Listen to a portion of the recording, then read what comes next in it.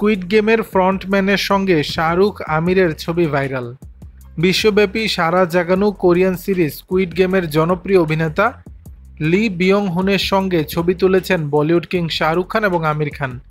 এই ছবিতে ছিলেন বিশ্বখ্যাত ইউটিউবার মিস্টার বিস্ট এবং আমেরিকার বাস্কেটবল কিংবদন্তি শাকিল ওনিল।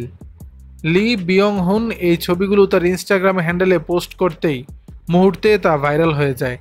স্কুইড গেমে যিনি খেলার অপারেশনাল সুপারভাইজার ফ্রন্টম্যানের চরিত্রে অভিনয় করে দর্শকদের মনে ভীতি জাগিয়েছেন। ছবিগুলো পোস্ট করে তিনি ক্যাপশনে লেখেন, এই প্রতিভাবান সকল মানুষের সঙ্গে থাকতে পেরে আনন্দিত। তার এই পোস্টে অনুরাগীরা উচ্ছ্বাস প্রকাশ করেছেন। একের পর এক মন্তব্যে ভরে ওঠে পোস্টটি।